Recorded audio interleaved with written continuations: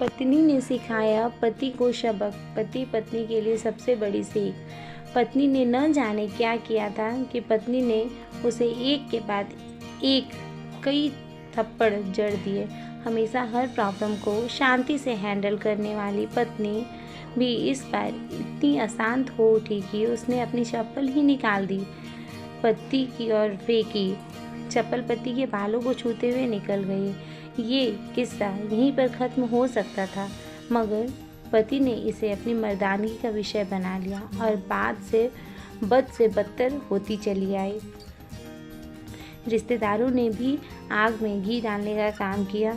किसी ने कहा, जो औरत अपने पति को चप्पल से मार सकती है वो ना ही तो वफादार हो सकती है और ना ही पतिव्रता। ऐसी औरत परिवार ही नहीं पूरे समाज पर कलंक की तरह है। बीवी के पक्ष वाले कहा पीछे रहने वाले थे। किसी ने कहा 21वीं सदी में भी जो स्त्री के साथ मारपीट करते हैं उन्हें तो जेल भेज देना चाहिए। तो दूसरा कोई कहता है कि ज़रूर उसको कोई और पसंद आ गई होगी, इसीलिए अब पत्नी से मारपीट करने लगा है। बात इतनी बढ़ गई कि बात कोर्ट तक पहुंच गई। दोनों पक्षों ने एक दूसरे के खिलाफ केस फाइल कर दिया। पत्नी ने चरित्रहीन होने का तो पत्नी ने दहेज और शारीरिक उत्पीड़न का आरोप लगाया। 2 वर्षों से अधिक समय के लिए केस चला था। इन 2 वर्षों के दौरान दोनों पति पत्नी अलग अलग रह रहे थे। इन 2 वर्षों के दौरान दोनों पक्षों में समर्थकों की संख्या कम हो गई थी। पहले जहां दोनों पक्षों में समर्थकों का समूह होता था, अब गिने चुने लोग ही रह गए थे। पति और पत्नी दोनों की आर्थिक स्थिति भी इस समय के दौरान नीचे गिर चुकी थी, जिन्हें वो अपना शुभ चिंतक समझ रहे थे। पैसों की बात आते ही उन्होंने भी अपना पलड़ा झाड़ लिया था। अगर कोई देने को राजी भी हुआ तो मोटे ब्याज की शर्त पर। आखिरकार वही हुआ जो सब चाहते थे, डाइवोर्स। हर कोई खुश था, दोनों पक्षों के रिश्तेदार, उनके माता पिता और दोनों के वकील। लेकिन 5 साल की सुखद शादी और एक सुंदर बेटी होने के बाद मिले इस डाइवोर्स से पत्नी मुक्त थी और पति शांत। शायद एक इत्तेफाक ही था कि इस खुशी को मनाने के लिए दोनों पक्षों के लोग एक ही चाय की पटरी पर बैठे आमने सामने। इत्तेफाक इसीलिए क्योंकि ज़्यादातर लोग एक दूसरे के विरोध पक्ष को सपोर्ट कर रहे थे। वे एक दूसरे को अच्छे से जानते भी नहीं थे। पति पत्नी भी इन सभी से दूर एक दूसरे के सामने मेज पर बैठे। पत्नी ने पति से कहा, अब तो खुश होगे ना, तुम्हारे मन की बात जो हो गई, मुबारक हो। तुम भी तो आज जीत हो गई। मुझसे तलाक तो तुम्हें भी मिल गया है। Congratulation to you too. पति ने कहा, तलाक को तुम जीत का प्रतीक समझते हो? पत्नी ने पूछा। पति चुप रहा। थोड़ी देर बाद शांति के बाद पति ने कहा, मुझे तुम्हें 5 लाख रुपए और हर महीने 8,000 देने का आदेश है। अभी मेरे पास पैसे नहीं हैं, इसीलिए मेरा जो सिटी में फ्लैट है उसे तुम्हारे नाम कर देता हूँ। पत्नी बोली, लेकिन उस फ्लैट की कीमत तो 18 लाख की है। हाँ, लेकिन हमारी बेटी तुम्हारे साथ है और आगे जाके उसके खर्चे भी बढ़ेंगे, तुम्हें थोड़ी आसानी होगी। पति ने कहा, नहीं, मुझे सिर्फ 5 लाख ही देना और तुम हर महीने 8,000 तो देने ही वाले हो, मैं मैनेज कर लूँगी।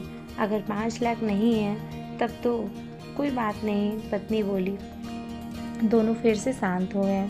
पति सोचने लगा, कितनी भोली और समझदार है ये औरत, जो कुछ समय पहले तक मेरी पत्नी थी और अब अनजान। ये वही है जो कम से कम खर्चे में घर चलाती और पैसे बचाकर मेरे जन्मदिन और बर्थडे पर हमेशा मेरे लिए नए कपड़े खरीद लाती। कभी बीमार भी हो जाती थी तो पैसे बचाने के लिए मुझे मालूम न होने देती और घरेलू नुस्खों से अपना इलाज कर लेती। मगर घर में कोई और बीमार होता तो तुरंत डॉक्टर के पास ले जाती। मेरी ही मत्ती मारी गई थी मैं ही अपनी झूठी मर्दानगी के चक्कर में इतनी बड़ी गलती कर बैठा। पत्नी के दिमाग में भी उथल पुथल चल रही थी। अभी भी वैसा का वैसा ही है। पहले भी कुछ खुद से ज़्यादा हमारे बारे में सोचते थे और अब भी वही कर रहे हैं। ये वही आदमी है जो मुझे एक्सीडेंट से बचाने के लिए खुद मोटरसाइकिल के आगे कूद पड़ा था और अपनी उंगली तुड़वा बैठा था। पता नहीं कौन सी मनहूस घड़ी में झगड़ा कर बैठी। पति ने मौन तोड़ते हुए पूछा, अब तुम्हारे कमर का दर्द कैसा है? ज़्यादा तकलीफ तो नहीं होती? पत्नी हल्का सा मुस्कुराई और बोली, अभी भी होता है। अब तो पेट में भी क्रैम्प्स उठते हैं। वो तो होगा ही। तुम योगा या कसरत भी तो नहीं करती हो। अब किसी डॉक्टर को ज़रूर दिखा देना। पति ने कहा, तुम बताओ तुम्हारा अस्थमा कैसा है अब? क्या अब भी दौरे पड़ते हैं? पत्नी ने पूछा। हाँ पड़ते हैं, पहले से ज़्यादा, क्योंकि अक्सर इन्हेलर भूल जाया करता हूँ। याद दिलाने के लिए तुम जो नहीं हो अब, पति बोला। पत्नी की आंखों में आंसू आ गए और बोली, तुम्हें मेरे चरित्र पर सवाल नहीं उठाने चाहिए थे तो ये परिस्थिति आती ही नहीं। हाँ मैं जानता हूँ तुम बहुत अच्छी हो। मुझसे गलती हो गई, बहुत बड़ी गलती। मैं लोगों के बहकावे में आ गया था। पति बोला, तुमने भी तो कुछ मुझ पर दहेज का इल्ज़ाम लगाया था। वो बोला, गलत था और इस बात का मुझे भी पछतावा है। पत्नी ने कहा। पति कुछ कहना चाह रहा था लेकिन हिचकिचा रहा था। पत्नी ने पूछा, कुछ कहना चाहते हो?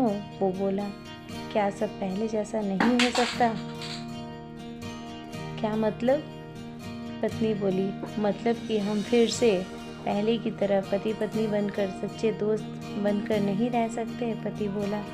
पर ये डिवोर्स के पेपर दिखाते हुए पत्नी ने कहा। फाड़ देते हैं। पति ने अपने पास रखे डिवोर्स के पेपर फाड़ते हुए कहा। पत्नी ने भी अपने पास रखे पेपर फाड़ दिए।